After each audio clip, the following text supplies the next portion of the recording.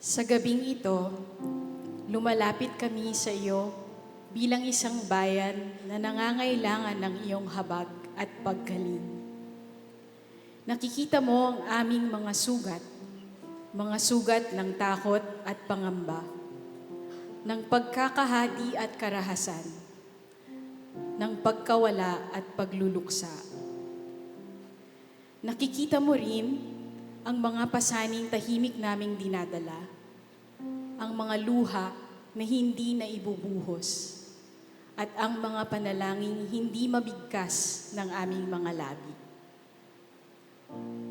Sa gitna ng mga pagsubok na humahamon sa aming pag-asa, turuan mo kaming huwag mawalan ng pananampalataya sa iyong mapagpagaling na pag-ibig.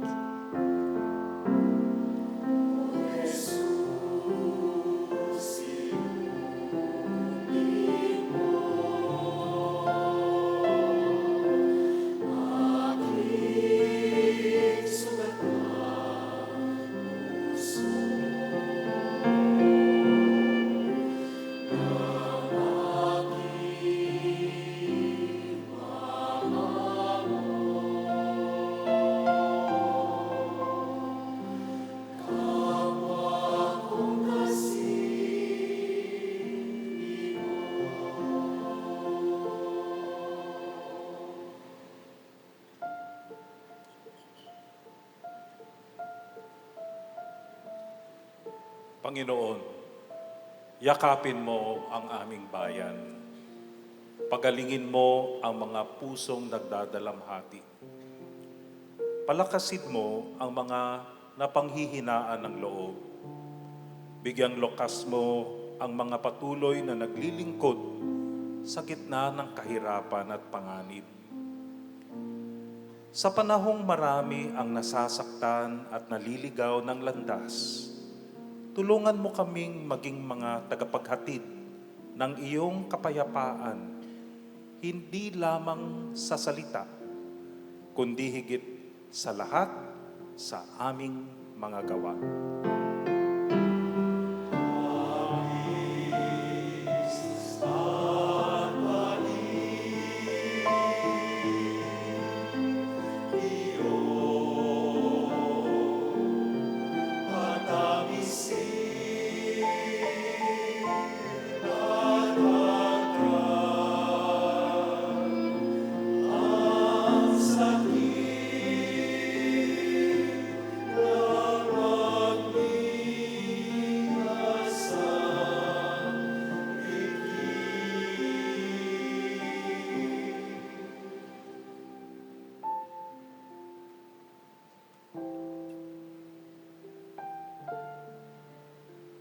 At habang hinihingi namin ang iyong paggaling, Panginoon, bigyan mo rin kami ng tapang na harapin ang aming pananagutan.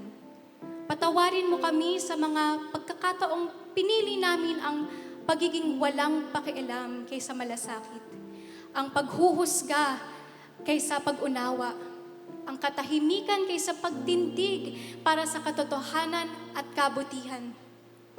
Hubugin mo kami bilang isang bayang marunong umako ng pananagutan sa isa't isa, sapagkat ang tunay na paggaling ay nagsisimula kapag natututo kaming magmahal, makinig, maglingkod, at magmalasakit.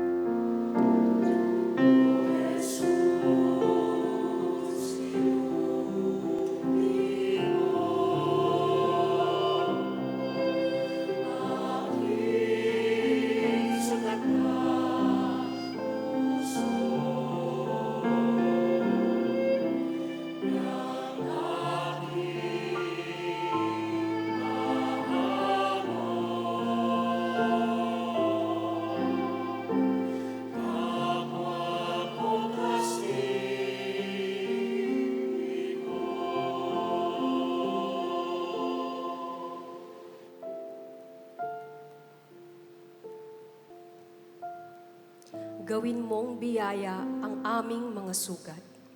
Nawa ang aming mga karanasan ng kahinaan ay maging daan upang higit naming maunawaan ang mga nagdurusa. Nawa ang aming mga pagkukulang ay maging paanyaya sa pagbabago.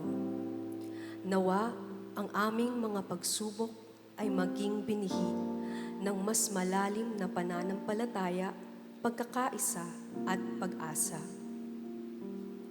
At sa gabing ito, habang kami ay nagtitipon sa panalangin at awit, paalalahanan mo kami, hindi mo kami iniiwan. Ikaw ang Diyos na patuloy na nagpapagaling, nagpapanibago, at nagbibigay buhay. Amen.